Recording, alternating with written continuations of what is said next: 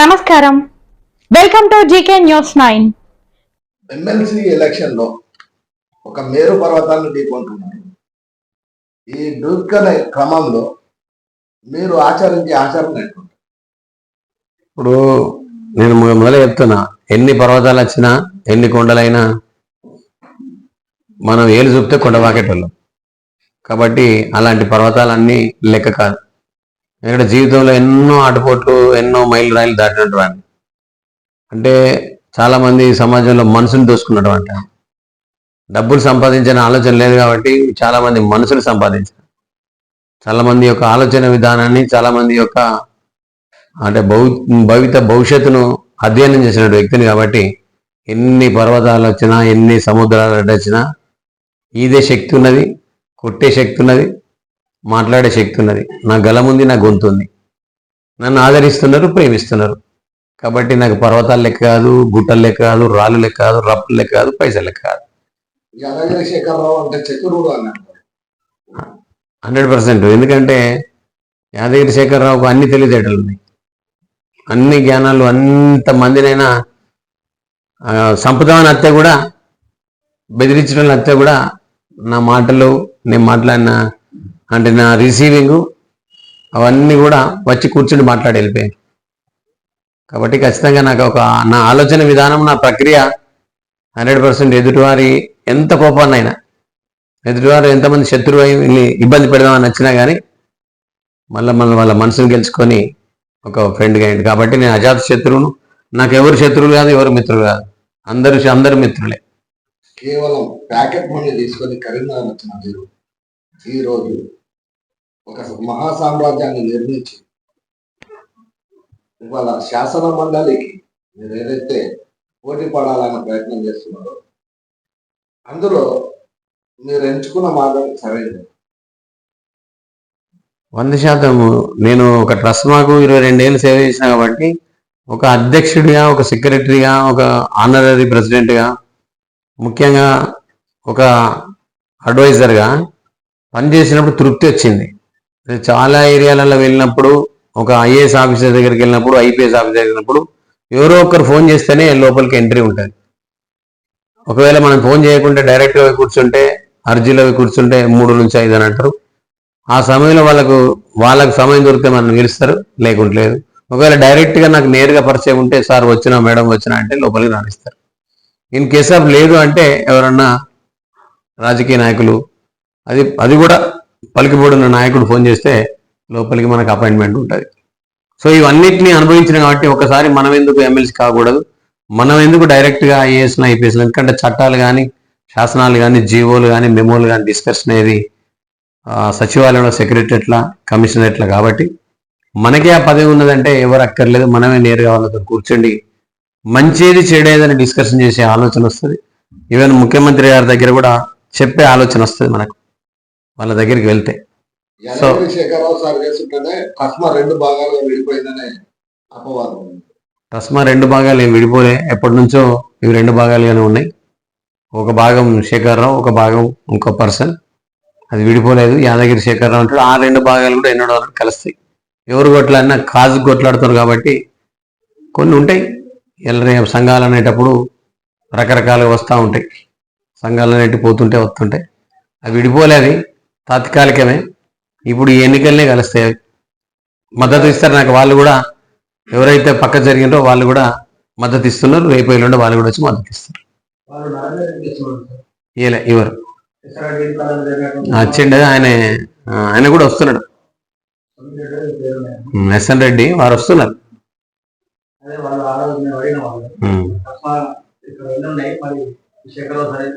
అది 10 ఏళ్ల కిందనే విడిపోయింది, ఇవాళ కాదు. 2015లోనే సెక్రటరీ పూర్వం విడిపోయినవి. ఈరోజు ఏం విడిపోలేదు. వాళ్ళు కూడా వస్తున్నారు. బడ్జెట్ స్కూల్సే చేయాలని వాళ్ళు ఏదో ఆవేశంగా రాదు వచ్చి చెప్పచ్చు. వీరేమన్నా వాళ్ళిద్దరి మధ్యలో డిస్కషన్లకి రావచ్చు. కానీ 80% ట్రస్మా అభ్యర్థిని ఇప్పుడు నరేందర్ రెడ్డి గారు కాంగ్రెస్ అభ్యర్థి సార్. ఆయన విద్యాసంస్థల అభ్యర్థి కాదు, ప్రైవేట్ విద్యాసంస్థల అభ్యర్థి ఎవరంటే యాదగిరి శేఖరరావు ఒకటే. ఆయన పార్టీ తరఫున అయిపోయాడు.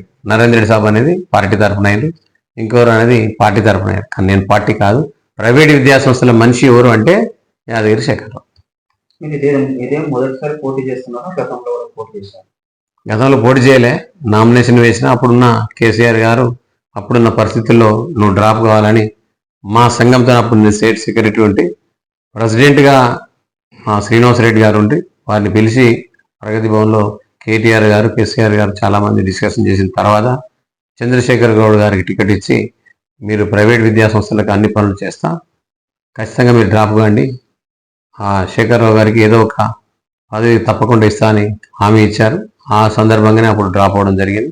సరే, కాలానుగుణంగా పరిస్థితులన్నీ కూడా మారినాయి, మనకు రాలే మనం డ్రాప్ అయినాం. కానీ ఇప్పుడు మాత్రం అందుకే నేను స్వతంత్రంగానే పోదామని ట్రస్మానే బలంగా నమ్ముకొని, ట్రస్మానే నా బలం, ట్రస్మానే నా యొక్క బలగం అని నమ్ముకొని ప్రైవేట్ విద్యా సంస్థ ద్వారానే నేను పోటీ చేస్తున్నాను. ప్రైవేట్ విద్యా సంస్థలు ఎవరు లేరు. ఈ లక్ష్య స్కూల్ అది మా మెంబర్ కాదు, ఆయన మా మెంబర్ కాదు. ఇదే సందర్భంలో మీరు పోటీ చేసే పనులు అంటే ఇదివరకు పోటీ చేసే అన్ని మేరకు పోటీ నుంచి నామమాత్రంగా అయిపోయారు. ఇప్పుడు అదే సందర్భంలో ఇప్పుడు మీకు ఓటేయాలంటే ఏ నినాదం ప్రదర్శిస్తారు? అంటే ఇప్పుడు ఏదైతే అభ్యర్థి ఎవరైతే యువకులు ఉన్నారు నమ్మే వాళ్ళకి వాళ్ళకి ఏమని చెప్తారా? లాస్ట్ టైం వెళ్ళిపోయారు కదా, ఇప్పుడు కూడా వెళ్ళిపోతారు కావచ్చు అనే ఒక అనుమానం అయితే ఉండదు. అట్లాంటి అపోహల్ని తొలగించడానికి మీరు జనరల్గా చెప్తున్నా, ఒకసారి 7 నెలల నుంచి, గతంలో ఇన్ని నెలలు నేను తిరగలే, ఇప్పుడు 7 నెలలు అంకుట దీక్షతోని అన్ని ప్రాంతాలు తిరిగా, చాలా ఛాలెంజ్గా తిరిగా. గతంలో అసలు నేను అప్పుడు పోటీ చేస్తానప్పుడు ఇంత తిరగలే, ఇంత పని చేయలే. ఇప్పుడు నాకు ఖచ్చితంగా కాన్ఫిడెన్స్ పెరిగింది. రెండోది, మా సభ్యులు కూడా చాలా చక్కగా పనిచేస్తున్నారు, గతానికన్నా ఎక్కువ పనిచేస్తున్నారు. ఇప్పుడు ఎవరైతే మా ట్రస్ట్ మా మెంబర్స్ ఉన్నారో, మా ప్రైవేట్ టీచర్స్ ఉన్నారో, నాట్ ఓన్లీ ఇలా నేను ఒక ప్రైవేట్ విద్యా సంస్థల మనిషిని కాదు, ప్రభుత్వ ఉద్యోగస్తులు కూడా ఇలా నాకు సపోర్ట్ చేస్తున్నారు. ఇలా వివిధ రంగాల్లో ఉన్న నేను లైనిజం జోనల్ చైర్మన్, అట్లాగే లైనిజం కావచ్చు, నేను లైనిజం ఉన్నటువంటి వ్యక్తిని. అలాగే వివిధ ఆధ్యాత్మిక సంఘాలు కూడా, ఇలా చాలామంది యూత్, ఇలా చాలామంది క్రీడాకారులు, రకరకాల వాళ్ళు, గ్రామాల్లో ఉన్న గ్రామ స్థాయిలో ఉన్నటువంటి ఇలా వ్యవసాయదారులు, వివిధ రంగాల్లో పనిచేస్తున్నటువంటి ప్రతి ఒక్కరు కూడా, ఇలా అన్ని ప్రైవేట్ సంఘాలు, ప్రభుత్వ సంఘాలు, ఇలా అనేక కుల సంఘాలు కూడా, విద్యార్థి సంఘాలు కూడా నా వెన్నట్టు ఉన్నాయి. ఈవెన్ ఇలా అన్ని పార్టీలకు సంబంధించిన క్షేత్ర స్థాయిలో, కింది స్థాయిలో ఉన్న వాళ్ళు, చిన్న చిన్న అంటే గ్రామ స్థాయి లీడర్స్ కావచ్చు, మండల స్థాయి, జిల్లా స్థాయి లీడర్లు అంతా కూడా బ్యాక్ ఎండ్ సపోర్ట్ ఇస్తున్నారు నాకు, అన్ని పార్టీల నాయకులు. ఎందుకంటే నేను కొన్ని సందర్భాల్లో వాళ్ళకు నాకున్న అటాచ్మెంట్లు, చేసిన సేవలను బట్టి నాకు ఇండైరెక్ట్ సపోర్ట్ చేస్తూ ఉన్నారు, మద్దతు ఇస్తూ ఉన్నారు. కాబట్టి ఎట్టి పరిస్థితుల్లో ఈ మద్దతు ఇంత బ్రహ్మాండంగా జరిగినప్పుడు ఏ వ్యక్తి కూడా లూజ్ చేసుకోడు, దాన్ని పెంచుకుంటాడు ఇంకా. అందుకే ఇలా నేను ఈ యూత్ ఇలా పిల్లలందరికీ కూడా ఒక వాయిస్ ఇవ్వడానికే తెలంగాణ రాష్ట్రంకి వెళ్ళడం కోసం పెట్టిన నేను ఇలాంటి కేంద్రాలు ఏర్పాటు చేసి, వాస్తవంగా కూడా ఇలా చాలా గ్రామీణ స్థాయిలో అక్కడక్కడ ఆటలు ఆడడం వల్ల వాళ్ళ శరీర దారిద్ర్యం పెరుగుతుంది, కానీ పాపం మానసికంగా ఒత్తిడి చాలా ఉన్నది వాళ్ళకి. ఎందుకంటే తినడానికి తిండికి కానీ దాని తిప్పలవుతున్నది. ప్లస్ మేమేం ఇంత చదువుకొని ఏం చేయలేదు, ఏం మాకు దొరకలేదు, పని దొరకలేదు, అవకాశాలు లేవని అక్కడ ఉన్న వనరులన్నీ ఎవడో ఎత్తుకపోతున్నాడు. ఎక్కడి నుంచో ఆంధ్ర నుంచి వస్తున్నారు, ఏదైతే రాష్ట్రాల నుంచి వచ్చి అక్కడ ఖనిజ వనరులు చాలా ఉంటాయి మండల కేంద్రాల్లో. ఇలా ఆదిలాబాద్ తీసుకున్నా, అక్కడిక్కడ తీసుకున్నా, వాళ్ళు కనుక చక్కగా దానిపైన కాన్సన్ట్రేట్ చేస్తే ఇంకొకటి రాడు. ఆ వనరులను వాళ్ళే యూజ్ చేసుకొని ఆ వనరుల ద్వారా వాళ్ళకు కొంత మెరుగైన అవకాశాలు దొరుకుతాయి, ఉద్యోగ అవకాశాలు దొరుకుతాయి, వాళ్ళే ఉద్యోగ అవకాశాలు ఇవ్వచ్చు. కాబట్టి అలాంటి రిసోర్స్ నేను ఇవ్వగలుగుతాననే శక్తి సామర్థ్యం నాలో ఉన్నాయి. ఖచ్చితంగా నేను చాలామందితో మాట్లాడా. నేను ఆల్రెడీ ఒక 1000 నుంచి 1200 మంది పిల్లలు నాకు అటాచ్ అయి ఉన్నారు, అంటే డిఫరెంట్ టైప్ ఆఫ్ మండల్. నేను తిరిగినప్పుడు వాళ్ళతో నేను ఫోన్ నెంబర్లు తీసుకొని కలెక్ట్ చేసుకొని మనం ఏం చేద్దాం, ఎట్లా చేద్దామని రోజు రెగ్యులర్గా టచ్లో అవుతా ఉన్నాను. అప్పుడప్పుడు జూమ్ మీటింగ్లు పెడతా ఉన్నాను. కాబట్టి ఆ స్థాయి, ఆ శక్తి రావాలి అంటే ఖచ్చితంగా శాసన మండలిలో ఒక సభ్యుడు కనుక వెళ్ళినట్లయితే అది చేసే అవకాశాలు కూడా మెండుగా ఉంటాయి, వస్తాయి. రెండోది, నా సాలరీ కూడా నేను తీసుకోనని చెప్తా ఉన్నా. 72 12 నెలలు ఇంటూ 6, 72 నెలల జీతం మొత్తం వాళ్ళకే ఖర్చు పెట్టాను. నాకు అక్కర్లేదు. ఎందుకు అక్కర్లేదు అంటే మా పిల్లలు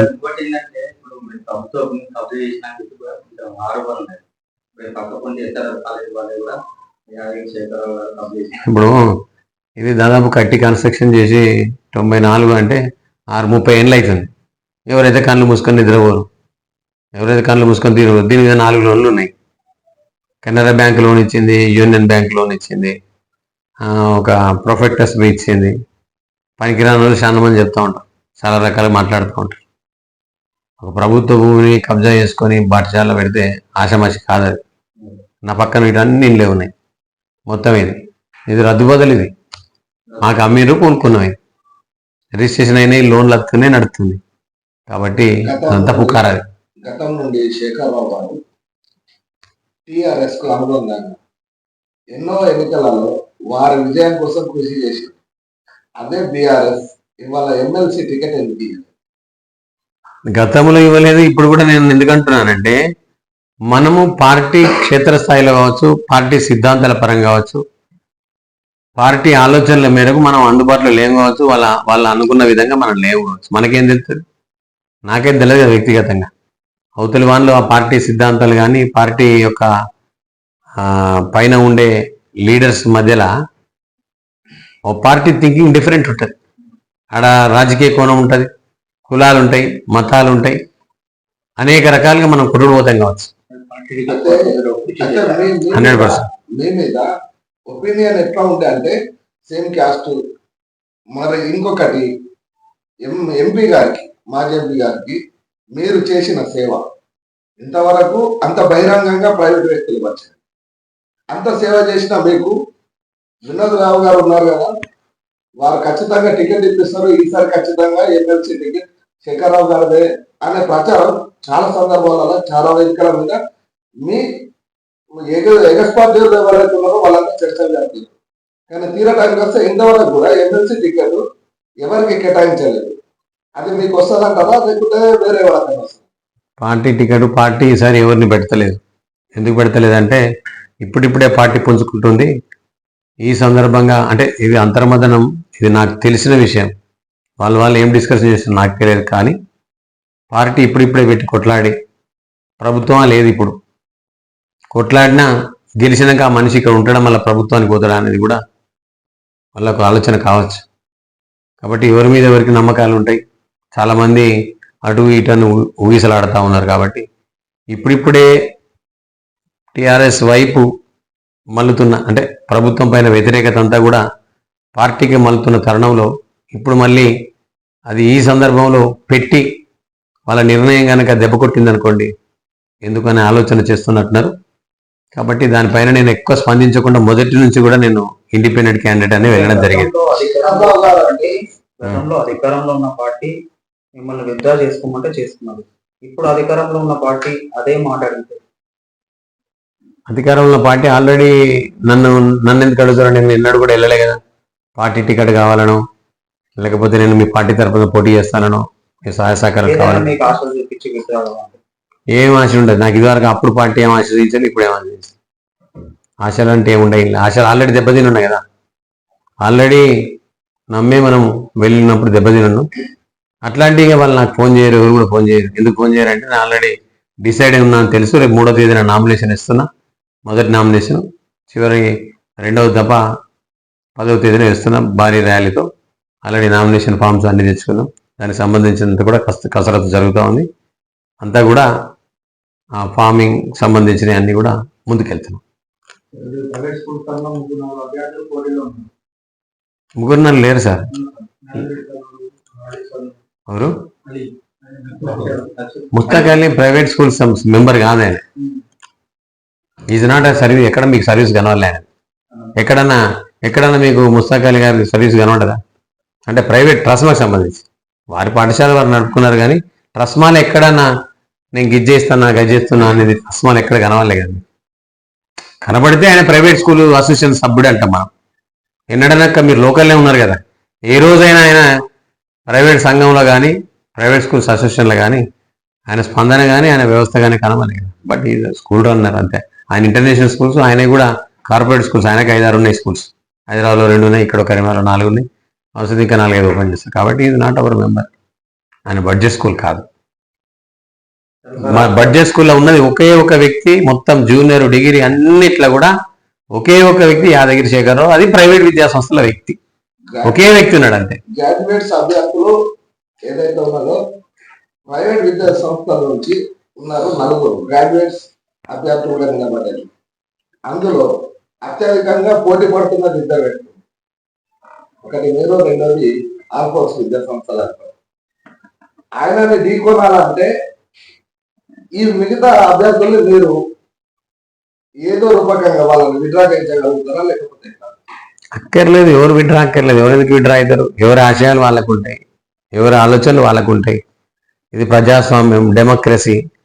నేను ఆ బాధ ఏందో నేను అనుభవించిన విడ్రా అవ్వడం వల్ల. ఒకసారి తాడొప్పిండి తెలుస్తుంది. ఎవరు గెలుస్తారు, గెలుపుకోవటంలో అనేది శాశ్వతం కాదు. నా గెలుపు కోసం ఇంకొకరు, నేను చెప్తున్నా కదా, నా పాఠశాల రన్ చేయడం కోసం ఇంకొక పాఠశాల ముంచలే నేను. నా పాఠశాల నడుపుకోవడం కోసం ఇంకొకరిని ఇబ్బంది పెట్టలే. కాబట్టి ఏ వ్యక్తిని, ఎలాంటి వాళ్ళను కూడా ఇబ్బంది పెట్టినటువంటి వ్యక్తి నేను. కాబట్టి సమాజంలో అట్లున్నటువంటి వ్యక్తిని. కాబట్టి ఎవరి ఆలోచనలు వాళ్ళకు ఉంటాయి. నువ్వు వద్దు, నువ్వుకో అనే ఆలోచన చేయకూడదు. ఎవరి వ్యక్తిత్వం వాళ్ళది, ఎవరి ఆలోచన వాళ్ళది. వీళ్ళు అందరం కలిసి చదువుకుంటున్నాం. ఒకే క్లాస్లో 40 మంది ఉంటారు. 40 మంది జీపీఏ 10 అని ఎక్స్పెక్ట్ చేస్తారు. ఒకరికి వస్తుంది, ఒకరికి రాదు. ఇది కూడా అంతే, 40 మంది పోటీ చేస్తారు. పోటీ చేసినంత మాత్రాన వాళ్ళు ప్రైవేట్ సంస్థల ముందే, నేను చెప్తున్నా కదా, ప్రైవేట్ విద్యా సంస్థలో 4 లేరు. నేను దాన్ని, ఆ క్వశ్చన్నే యాక్సెప్ట్ చేస్తలేను. తప్పట్లేదు కానీ యాక్సెప్ట్ చేస్తలేను. చేసేది ఒకటే, ప్రైవేట్ విద్యా సంస్థలో పనిచేసేది ట్రస్మా నుంచి పోటీదారు ఉన్నది ఒకటే ఒక వ్యక్తి, యాదగిరి శేఖర్. మిగతా ట్రస్మాకు సంబంధం లేదు. ఏనాడు కూడా ట్రస్మాలో వాళ్ళు కనబడిన ఒక 2,000 రూపాయలు 20 కిలో బియ్యం తెచ్చింది అలా పోరాటం చేసిరా, లేదా ఒక ప్రైవేట్ టీచర్కి ఏదైనా ఇబ్బంది జరిగినప్పుడు చేసిరా, లేదా ప్రైవేట్ పాఠశాలకు ఏదైనా ఇబ్బంది, డ్రైవర్స్ ఇష్యూ అయినాయి, టీచర్స్ ఇష్యూ అయినాయి, ఏదైనా ఫీజుల గురించి ఎప్పుడన్నా పోతే వాళ్ళు పలానా స్కూల్లో ఫీజు తగ్గింటూ అని చేసిరా. వాళ్ళు ఏం సర్వీస్ చేసిందని నేను ప్రైవేట్ స్కూల్స్ కింద యాక్సెప్ట్ చేసిన. వాళ్ళు కార్పొరేట్ స్కూల్, అది కార్పొరేట్ విద్యా సంస్థలు. ఒక 100 సంవత్సరాలు ఉన్న వ్యక్తి. ఆయనకు మాకు మెంబర్ కాదు, ఈజ్ నాట్ అవర్ మెంబర్. ప్రస్తుతం ఎలక్షన్స్ ఏదైతే ఉన్నదో ఈ ఎలక్షన్స్ ని ధనం ప్రభావితం చేస్తుంది. మరి ఉండటం ఉన్నది మెరుగుపడతాం. ఆర్థిక వనరులు పుష్కలంగా ఉన్నాయి. మీ దగ్గరనేమో ఆర్థిక వనరులు అంతంగా ఉంటాయి. ఆ విధంగా మీరు తప్పకూడదు. ఆయన ఎన్ని పంచినా, ఎన్ని రకాల మేనేజ్ చేసినా, నా దగ్గర ప్రజాబలం ఉన్నది, పట్టభద్రుల బలం ఉన్నది. పట్టభద్రుల బలం ముందు ధనబలం పనిచేయదు. ఎందుకంటే ధనం అనేది శాశ్వతం కాదు. డబ్బులు పెట్టి మనం మంచి పెద్ద దండ్లప్ప కొంటాం కానీ నిద్రను కొనలేం. డబ్బులు పెట్టి లక్షల మందులు కొంటాం కానీ ఆరోగ్యాన్ని కొనలేం. డబ్బులు పెట్టి సూర్యుని కొనలేం, డబ్బులు పెట్టి చంద్రుని కొనలేం. కాబట్టి పైసలు అనేది శాశ్వతం కాదు, పదవులు కూడా శాశ్వతం. మళ్ళీ చెప్తాను, నేను ప్రజల మనసును, పట్టభద్రుల మనసును, ముఖ్యంగా మా దగ్గర ఉన్న ప్రైవేట్ బళ్ళని కానీ, ప్రైవేట్ బళ్ళు పనిచేస్తున్న టీచింగ్, నాన్ టీచింగ్ అందరినీ కూడా నేను గుర్తుపట్టే శక్తి సామర్థ్యాలు ఉన్నాయి. కరోనా కాలం ముందు, కరోనా తర్వాత అనేక రకాల ట్రైనింగ్, శిక్షణ ఇచ్చినటువంటి వ్యక్తిని. ముఖ్యంగా యాదగిరి శేఖర్ రావు అంటూ ఏ వ్యవస్థను కూడా ఇబ్బంది చేయలే, ఏ వ్యవస్థను కూడా తెలిసి కానీ తెలియక కానీ చేయలే. కొంతమంది పెట్టడం వల్ల ఇలా కొన్ని 100 పాఠశాలలు కాలగర్భంలో కలిసిపోయినాయి. 100 పాఠశాలలు కాలగర్భం. మారుమూల ప్రాంతంకి వెళ్ళడం వల్ల కూడా అక్కడ 10 పాఠశాలలు పోయినాయి. వాళ్ళ పాపం ఇలా 55 ఏళ్ళు రిటైర్మెంట్ ఏజ్లో వాళ్ళకి నిద్ర పడతలేదు. ఎందుకంటే వీళ్ళు వెళ్ళి పాఠశాల నిర్మాణం చేయడం వల్ల అక్కడ ఫీజులు పెరిగినాయి, చదువు కొనుక్కునే పరిస్థితున్నది. ఆ బడ్జెట్ స్కూల్, సామాన్య స్కూల్ నడిచే పాఠశాల కూడా ఇలా క్లోజ్ అయింది. కారణం ఏంటంటే అది ఒక రకంగా ముంచడం అన్నట్టే కదా, ఒక రకంగా ఇబ్బంది పెట్టినట్టే కదా ఆ వ్యక్తిని. కానీ అట్లాంటి వ్యక్తి నేను కాదు. పాఠశాలను నిలుపుకోమన్నా, పాఠశాలను నిలిపినా, ఆ పాఠశాల సమస్యలు సాల్వ్ చేసినా కాబట్టి వీళ్ళు నా వెంట ఉన్నారు. ఎవరనేదైనా బెదిరించినా గట్టిగా బెదిరించి మాట్లాడుతూ ఉన్నాం. మేము మా నాయకుడు పార్టీ నాయకుడు కాదు, ట్రస్మా నిలబడిన వ్యక్తిని యాదగిరి శేఖర్ రావు కాబట్టి 100% ఆయనకి ఇస్తున్నాం అని చెప్తున్నారు. అప్పుడు ఇండిపెండెంట్ క్యాండిడేట్ గా మీరు గెలుపొందినాక అదర్ పార్టీస్ ఆఫర్ ఇస్తే మీరు వెళ్తారు? ప్రైవేటు విద్యా సంస్థల నుంచి నిలబడిన వ్యక్తిని ఒక స్వతంత్ర అభ్యర్థిగా, ఇలా ఒక నాగేశ్వర్ గారు కావచ్చు, ఐఐటి రామయ్య గారు కావచ్చు, అట్లాంటి ఆలోచనలు ఉన్నటువంటి వ్యక్తిని, మంచి మంచి ఎమ్మెల్సీ యొక్క చదివినటువంటి వ్యక్తిని కొట్లాడాలి కాబట్టే వస్తున్నా. నన్ను ఒక ఇండిపెండెంట్ అభ్యర్థిగానే పోటీ చేసి గెలిపించినటువంటి వ్యక్తిని మళ్ళీ పార్టీల గురించి ఎందుకు ఆలోచన చేయ, ప్రభుత్వం గురించి కూడా ఆలోచన చేయ. నా జీతం గురించి లెక్క చేయనప్పుడు మళ్ళీ నేను ప్రభుత్వానికి ఎందుకు వెళ్తా, ఇతర పార్టీలకు ఎందుకు వెళ్తా? వెళ్తే ఏంటి సంపాదన గురించి వెళ్ళినట్టే. కాబట్టి అదే ఎక్కర్లేదు అంటున్నా.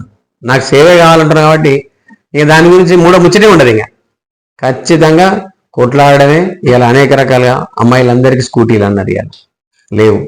ఇలా యువ క్యాస్ కింద 5 లక్షల కార్డు ఇస్తాను, ఏటీఎం కార్డు వితౌట్ ఇంట్రెస్ట్, అది లేదు. ఇలా మహిళా వికాస్ కింద 2500 ఇస్తాను. ఇలా ప్రతి ఇంటికి ఇంటర్నెట్ అన్నారు, ఇలా ట్యాబ్ అన్నారు, ల్యాప్టాప్ అన్నారు. ఇలా రకరకాల నిరుద్యోగులకు 3000 అన్నారు, జాబ్ కార్డు అన్నారు. జాబ్ కార్డులో పాపం 58,000 రిక్రూట్ చేసిండ్రు. 2 లక్షలు అన్నారు, 58,000. ఇక మిగతా వాటి గురించి ఆలోచన లేదు, అవి ఎప్పుడు వస్తాయో ఎప్పుడు తెలియదు. ఇలా BC welfare, social welfare, tribal welfare, schedule caste welfare అన్నీ కూడా హాస్టల్స్ ఏవైతున్నాయో అందులో పనిచేసే ఉద్యోగులందరూ కూడా హెల్త్ కార్డు లేదు. వాళ్ళ 11 నెలల జీతమే.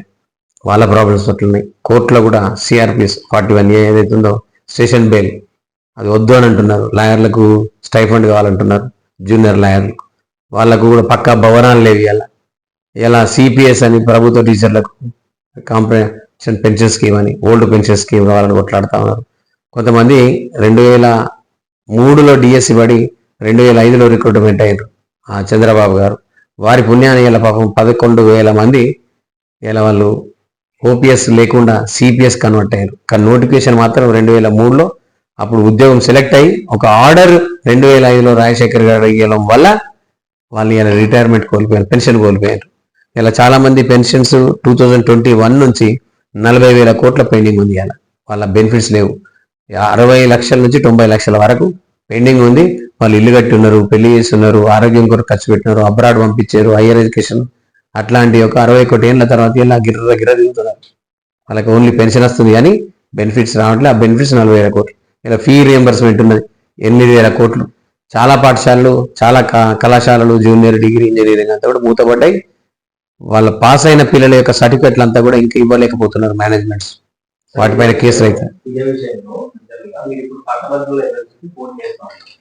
ఇదే విషయంలో ఏదైతే టీచర్ ఎలక్షన్ పట్టభద్రుల ఎలక్షన్కి మీరు పోటీ చేస్తూ ఈ హామీస్ ఇస్తారు కదా. అదేవిధంగా ప్రైవేట్ పాఠశాలల్లో కానీ, ప్రైవేట్ సంస్థల్లో, కాలేజీల్లో కానీ, టెక్నికల్ కాలేజెస్ అయినా, నాన్ టెక్నికల్ కాలేజెస్లో అయినా పనిచేసే సిబ్బందికి ఏవైతే ఉన్నాయో వాళ్ళ హక్కులు కానీ, వాళ్ళ ఏవైతే బెనిఫిట్స్ కానీ అవి తీసుకునే క్రమంలో వాళ్ళు ఇబ్బందులు పడుతుంది.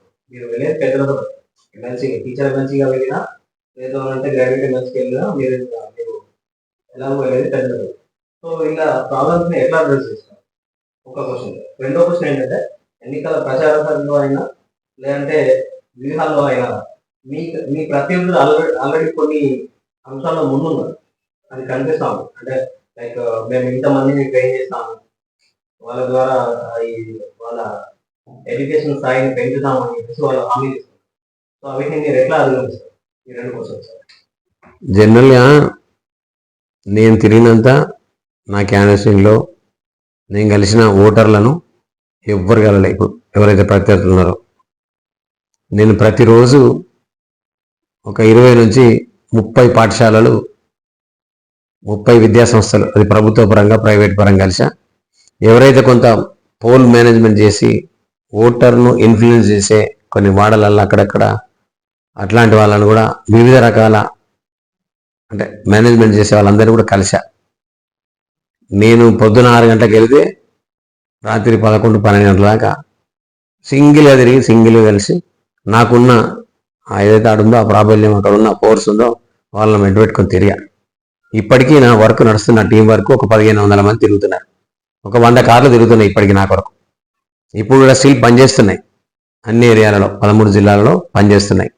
ఇలా మహబూబ్నగర్ నుంచి, ఇలా నల్గొండ నుంచి, ఖమ్మం నుంచి, హైదరాబాద్, రంగారెడ్డి ఏదైతే ఈ లేని జిల్లాలు ఉన్నాయో, వరంగల్, వాళ్ళందరూ కూడా ఇలా వచ్చారు. ఇలా చాలా మంది పనిచేస్తున్నారు.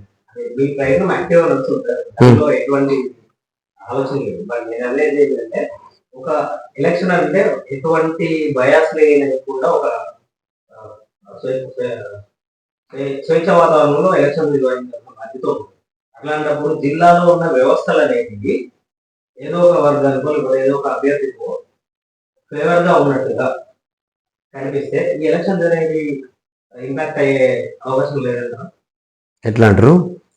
ఇప్పుడు ఈ ఎలక్షన్స్ ముందంటే గవర్నమెంట్ స్కూల్స్ స్టూడెంట్స్ తీసుకొని వాళ్ళని ట్రై చేస్తామని చెప్పి అలాంటి ప్రోగ్రామ్స్ అప్పుడు ఇట్లాంటి జరిగిన నేపథ్యంలో ఎలక్షన్ ముందే జరిగిన నేపథ్యంలో ఒక అభ్యర్థికి తక్కువ ఇంకో అభ్యర్థికి ఎక్కువ సపోర్ట్ చేస్తున్నట్లుగా కనిపించదు అంట. గవర్నమెంట్ స్కూల్స్ కు నేను సపోర్ట్ చేస్తా. నేను ప్రైవేట్ పాఠశాలలో పెట్టుకొని కార్పొరేట్ స్కూల్స్ ఏర్పరచుకొని నేను ప్రభుత్వ పాఠశాలను బలోపేతం చేస్తాను అనడం విడ్డూరం. అది అందులో ఉన్న ర్యాంకర్స్ను ఎవరైతే టాపర్స్ ఉంటారో ఆ టాపర్స్ని తీసుకోవడం కోసం అది నేపథ్యం.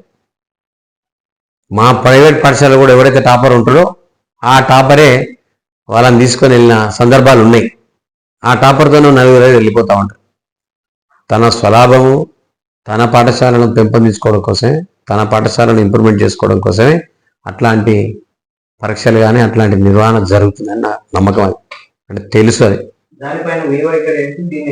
నేను నాకు ఉన్నది ఒకే ఒక పాఠశాల, నేను ఏదైనా చేయగలుగుతా. ప్రైవేట్ పాఠశాలను బలోపేతం చేయగలుగుతా, ప్రభుత్వ పాఠశాలను కూడా బలోపేతం చేయగలుగుతా. మచ్చుకు ఏంటంటే మా గ్రామం ఉన్నది. నేను గత 4-5 ఏళ్ళ నుంచి అక్కడ సపోర్ట్ చేస్తున్నా. అక్కడి నుంచి నాకు ఒక్క అడ్మిషన్ లేదు, నేను తెచ్చుకొని కూడా. ఆ చుట్టుపక్కల ప్రాంతాల్లో ఉన్నాను. చాలా ఏరియాలలో నేను 50 పాఠశాలలో, ప్రభుత్వ పాఠశాలలో కూడా నేను ఐఐటికి సంబంధించింది కానీ రకరకాల ఇచ్చా. అక్కడ మెరుగైన ఫలితాలు వచ్చినాయి. మంచిర్యాల జిల్లాలో కేవలం కలవడలో ఒకే ఒక పాఠశాలకి GPA 10 పెట్టాను వచ్చింది.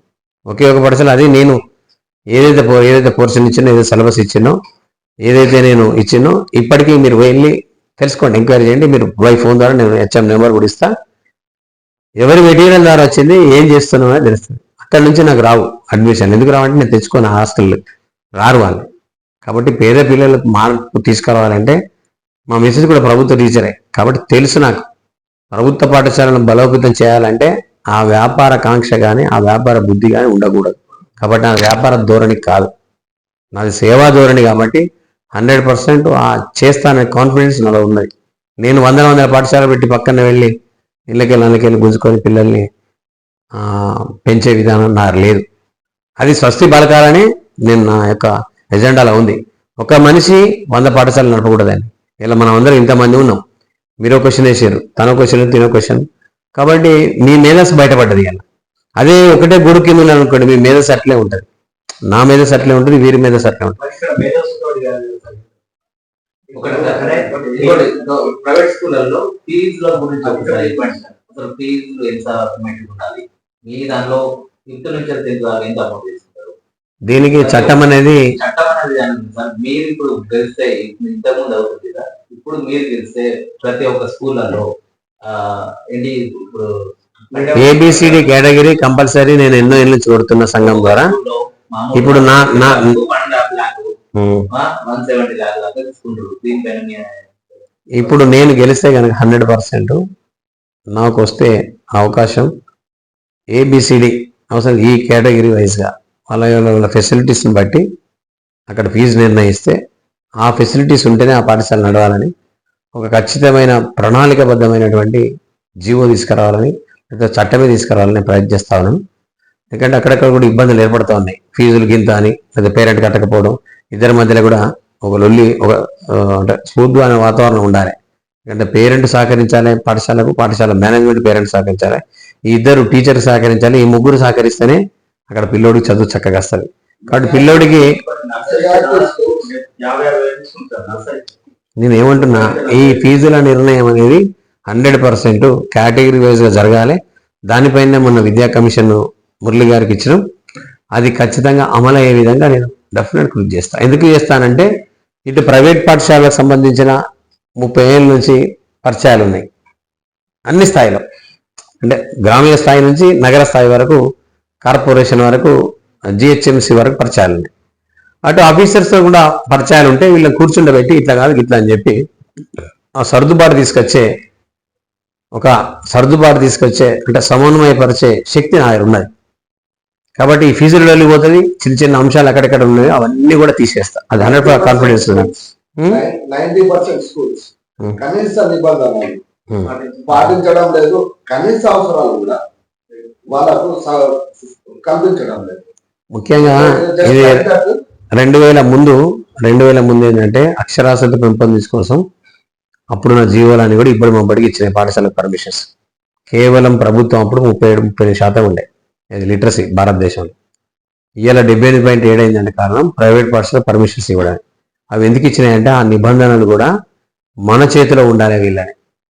వీళ్ళకు అట్లాంటి కనుక పెట్టకుంటే, నియమ నిబంధనలు కనుక అట్లా పెట్టకుంటే, ఆ పాఠశాల నిర్వహణ ఎప్పుడైనా ఇబ్బంది అయినప్పుడు, ఆ పాఠశాలను తొలగించాలన్నప్పుడు, ఆ పాఠశాల యొక్క రికగ్నిషన్ రద్దు చేయాలన్నప్పుడు ఇవన్నీ ఉండాలనే ఉంచుకున్నారు.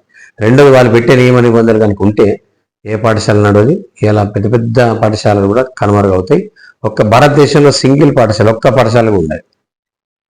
ఒకవేళ ఉండకుంటే వీళ్ళు అన్ని లక్షల మంది, కోట్ల మంది చదువు చెప్పారు, ఆ రిక్రూట్మెంట్ జరగదు. వీళ్ళకి మన తెలంగాణ రాష్ట్రంలోనే 4.5 లక్షల మంది నిరుద్యోగులకు ఉద్యోగ అవకాశాలు వచ్చినాయి. కేవలం 11,000 స్కూల్స్లో 30 లక్షల మంది చదువును అందిస్తున్నాం.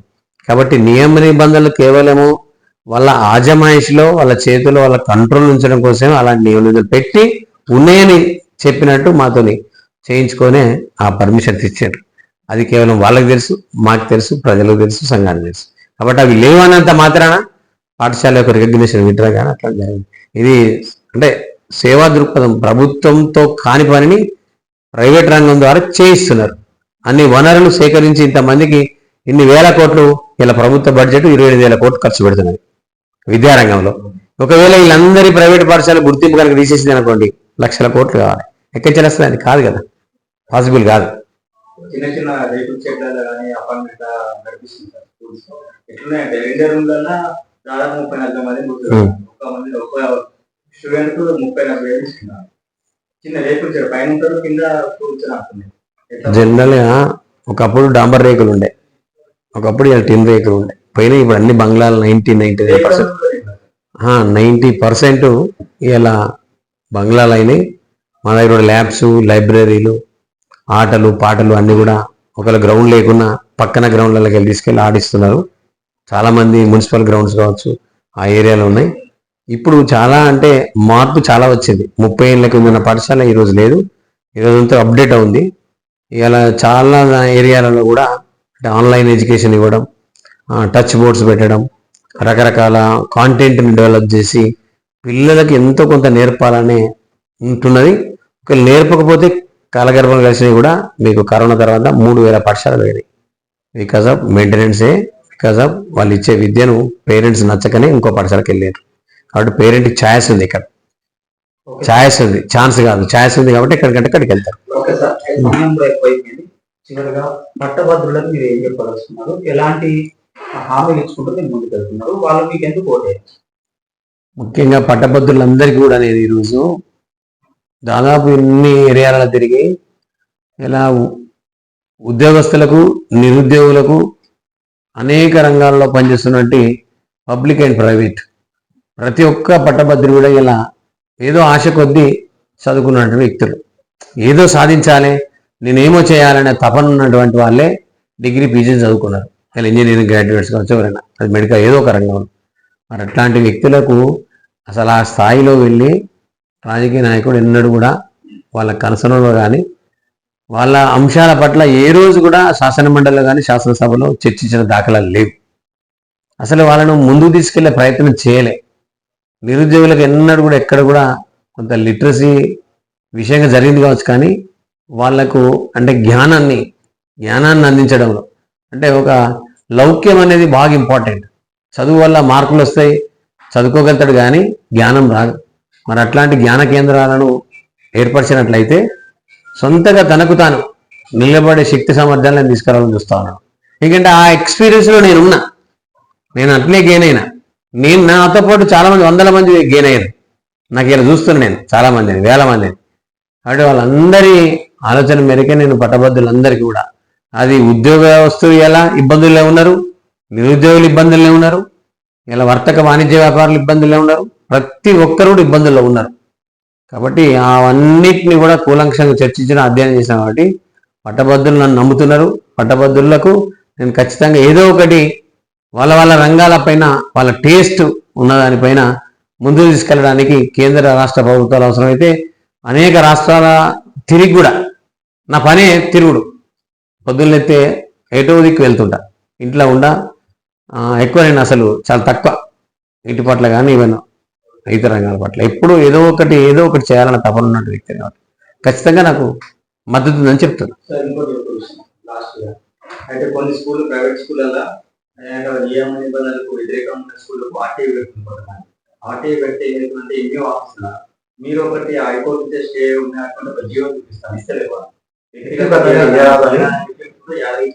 మాకు లీడర్ ఉన్నాయని చెప్పి ఎందుకు రైట్ టు ఇన్ఫర్మేషన్ యాక్ట్ ఎందుకు వర్తించదంటే 2 bracket with in the H ఏదైతే ఉందో మాకు ప్రభుత్వం నుంచి ఏం వనరులు రావు.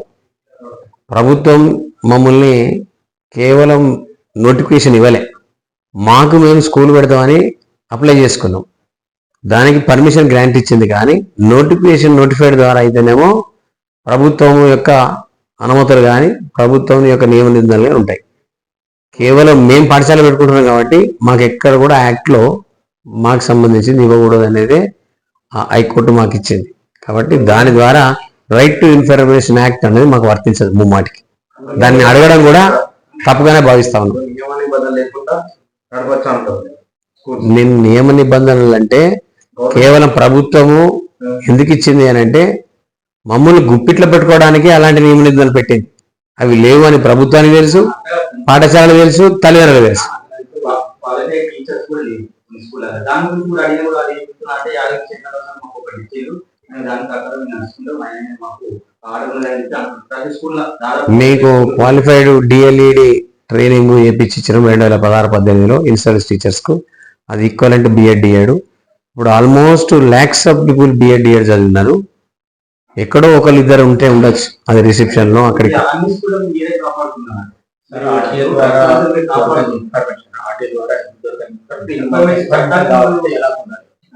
అసలు ప్రైవేట్ స్కూల్స్ అది వర్తించదు. వర్తించదు. ప్రైవేట్ వ్యవస్థలలో అన్యాయం జరుగుతున్నాయి. మరి ఆ అన్యాయాలను బయటికి అంటే మాకు ఇంకా అది వర్తించినప్పుడు దానికి ఇంకా సోర్సే లేదు. There is no source.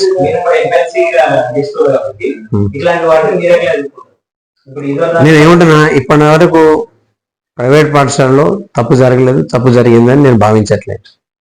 ఫ్యూచర్లో కూడా ప్రభుత్వ అధికారులతోని ప్రైవేట్ విద్యాసంస్థల మేనేజ్మెంట్స్తో కూడా కూర్చుండి ఇక్కడ ఏదైనా ప్రాబ్లం వచ్చినప్పుడు ఇట్లాంటి అంశాల పట్ల ఖచ్చితంగా దీనిపైన స్పందించి ఎక్కడన్నా ఏదైనా జరగరాంది అంటే అది మనకు జరగరాంది కనుక జరిగితే దానిపైన స్పందన ఉంటుంది. ఇప్పటికీ స్పందించాను నేను యాజ్ ఏ మేనేజ్మెంట్గా.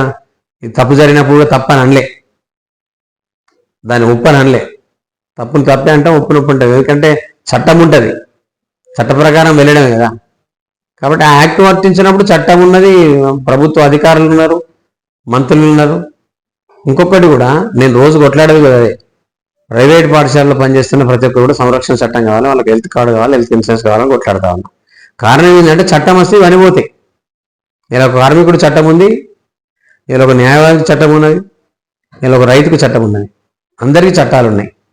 కానీ ప్రైవేట్ పాఠశాలలో పనిచేసే ప్రైవేట్ మేనేజ్మెంట్స్ కానీ విద్యార్థులకు చట్టాలు లేవు, అందులో విలీనం కాలే. విద్యాశాఖ ఉన్నది కానీ మా వాళ్ళు అందులో విలీనం కాలే. కారణం ఏంటంటే ఉపాధ్యాయ ఎమ్మెల్సీలు ఉన్నారు, కేవలం ప్రభుత్వ పరంగా కొట్లాడతారు వాళ్ళు. పేరుకు మాత్రం ఒకటి ఉపాధ్యాయ ఎమ్మెల్సీ, కానీ అక్కడెక్కడ ప్రైవేటు ప్రభుత్వాన్ని రాయలే. కానీ వాళ్ళకు మాకు ఎన్నడూ కూడా దాఖలాలు లేవు. కాబట్టి అందుకే నేను ఒక సంరక్షణ చట్టం కావాలంటున్నాను. చట్టం వస్తే మీరు అన్నీ కూడా పొందుపరుస్తారు. అలా ఇట్లాంటి నామ్స్ ఉన్న పాఠశాల గిల్లకపోతుంది, ఇట్లాంటి నామ్స్ ఉన్న పాఠశాల గిల్లకపోతుంది అని వర్గీకరణ చేస్తారు, ఏబిసిడి కేటగిరీ చేస్తారు. ఆ కేటగిరీ చేయడం వల్ల ఏమవుతుందంటే ఫీజులు తీసుకోవడం కానీ అక్కడ ఉన్న ఫెసిలిటీస్ కానీ పలానా ఫెసిలిటీ ఉంటేనే నీకు ఈ కేటగిరీ, లేకుంటే పాఠశాల మూసుకో అంటారు. చట్టం రావాలి, ఆ చట్టం వస్తే ఇవన్నీ పోతాయి. సార్ ప్రైవేట్ స్కూళ్ళలో జరగడానికి ప్రమాదం జరిగినప్పుడు దాని బాధ్యత గవర్నమెంట్ వహిస్తుందా, ప్రైవేట్ సంస్థలు వహిస్తుందా? అసలు ఇప్పుడు ప్రభుత్వ పాఠశాలలు కూడా జరుగుతున్నాయి, ప్రైవేట్ పాఠశాలలు జరుగుతున్నాయి. అసలు అట్లాంటి జరగద్దు అనేది మన భగవంతులు కోరుకుంటాం. ఏ వ్యక్తి మేనేజ్మెంట్ కానీ టీచర్ కానీ జరుగుతుంది అనుకోకుండా. జరిగినప్పుడు మేనేజ్మెంట్ తప్పు కాదు. అది ఎవరు తప్పు అంటే అక్కడ ఎవరైతే టీచర్ ఉంటారో, ఎవరైతే వార్డెన్ ఉంటారో వాళ్ళను శిక్ష చేయాలి, వాళ్ళను ఆ తోవలో తీసుకొచ్చి దాని మీద విచారణ జరపాలి. విచారణ జరిపిన తర్వాత అది ప్రూఫ్ అయితే చట్టం ఖచ్చితంగా శిక్ష వేస్తుంది. కానీ అవన్నీ జరగకుండానే పాఠశాల గుర్తింపు రద్దు అంటారు, పాఠశాలను మూసివేస్తుంటారు, మేనేజ్మెంట్ ఇబ్బంది పెడుతుంటారు. ఇవన్నీ జరుగుతున్నాయి. అవన్నీ కావాలంటే చట్టం కావాలి. ఇవి మీరు అడిగే ప్రశ్నలు. ఇప్పుడు ఇక్కడ పర్టికులర్ ప్రైవేట్ పాఠశాలలో తప్పు చేస్తే ఉపాధ్యాయులు తప్పు, మేనేజ్మెంట్ కాదు. జనరల్ గా స్టాఫ్ ని రిక్రూట్ తప్పెవరు ఉపాధ్యాయులు అంటలేదు నేను. అదే సార్ రిపోర్ట్ చేస్తే వాళ్ళకి అక్కడ ఏం జరుగుతుంది ప్రాథమిక విచారణ జరగాలి. అదే సార్ అదే ఆ ప్రజెన్స్ లో ఏం జరిగిందని తెలుసుకోకుండానే మనం వెంటనే శిక్ష వేసేస్తున్నాం. అది కాదు అంటున్నా. శిక్షలాగా పోలేదు, ఏదో ఒక ప్రాసెస్ అయితే ఉంటుంది. జైలుకి వెళ్ళడం, ఫర్నిచర్ వల్ల కొట్టడం. మీరు ఇప్పుడు నేను అడిగే క్వశ్చన్ ఏంటంటే, ఒక పేరెంట్ కమిటీ అని ఒకటి పెట్టుకోండి, దాన్ని చర్చించి అందులో అభిప్రాయాలు తీసుకోండి, ఇట్లాంటి వాళ్ళు ఉన్నారు అని చెప్పేసి ఒక పరిస్థితి ఉంటుంది ఇక్కడ. బట్ ఇక్కడ ఏ పాఠశాలలో చూసినా అలాంటి పేరెంట్ కమిటీలు ఉన్నాయి. మీరు అక్కడ తప్పు జరిగే అవకాశం ఉండదు అన్నప్పుడు పేరెంట్స్ బాధ్యత ఉంటుంది, ఉపాధ్యాయుల బాధ్యత ఉంటుంది, మేనేజ్మెంట్ బాధ్యత ఉంటుంది. ప్రతి పాఠశాలలో గవర్నింగ్ బాడీ ఉన్నది. గవర్నింగ్ బాడీ లేకుంటే రికగ్నిషన్ ఇవ్వరు. ప్రతి పాఠశాల కూడా పేరెంట్స్ కమిటీ ఉంటుంది. కానీ కాకపోతే దాన్ని కొన్ని పాఠశాల డిస్ప్లే అయితే, కొన్ని పాఠశాల చేయి, అవన్నీ ఉంటేనే పాఠశాల నడుస్తుంది. చాలా మంది ప్రైవేట్ పాఠశాలలో ఈ మధ్య పీటీఏ పెట్టుకుంటున్నారు, పేరెంట్ టీచర్ మీటింగ్ అని పెట్టుకుంటున్నారు, పీటీఎం పేరెంట్ టీచర్ మీటింగ్ అని పెట్టుకుంటున్నారు. అడ్వైజ్ కూడా తీసుకుంటున్నారు, తల్లిదండ్రుల యొక్క ఆలోచనలు తీసుకుంటున్నారు, పిల్లల ఆలోచనలు తీసుకుంటున్నారు, వివిధ రకాల శాస్త్రీయ దృక్పథం ఉన్నటువంటి చాలా మందితో కౌన్సిలింగ్ చేస్తున్నారు. చాలా మార్పు వచ్చేసండి. గతంలో ఉన్నట్టు ఇప్పుడు ప్రైవేట్ పాఠశాలలు లేవు. వాళ్ళ ఉనికి దెబ్బతింటున్నది. వాస్తవం కూడా ఒకరి మధ్య ఒకరికి పోటీతత్వం ఉన్నది కాబట్టి వాళ్ళు మారకుంటే పాఠశాలలు కాలగర్భంగా కలిసిపోతున్నాయి. మార్పు అనేది కోరుకుంటున్నారు మేనేజ్మెంట్స్ కానీ, టీచర్స్ కానీ, పేరెంట్స్ కానీ, స్టూడెంట్స్ కానీ, సమాజం కానీ. కాబట్టి మార్పు వస్తుంది కాబట్టి ఆ మార్పుకు అనుగుణంగానే పోతున్నాయి.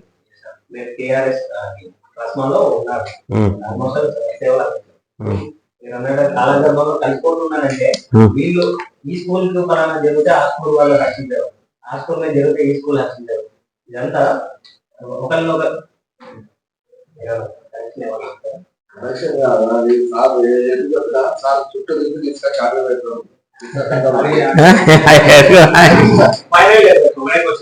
కూర్చోరా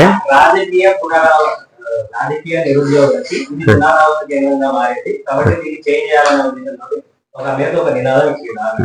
పోటీలో మీరు ఒక్కటే మాటలు ఒక్కటే నినాదం చెప్పుకుంటే అసలు ఇది రాజకీయ పునరావాసం కాదు. ఇది నాకు జనరల్ కొంతమంది ఉన్నారు, వాస్తవం అది.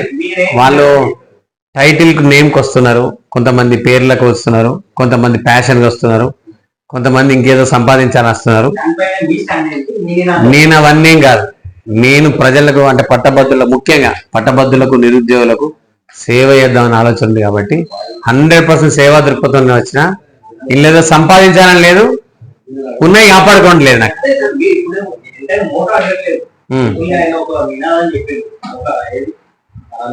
నేను కాదు పునరావాస కేంద్రానికి రావట్లేదు. నేనేమో నా నినాదం ఒకటే, సేవా దృక్పథం సేవకుడు అంతే. నా నినాదమే సేవకుడు, నా నినాదమే సేవకుడు. ఎక్కడైతే సమస్య ఉందో ఆ సమస్యకు సేవ చేద్దామనే ఉద్దేశంతో వస్తుంది. Hi, this is Neha Shetty. Please subscribe to GK News. Hi everybody, subscribe to GK News.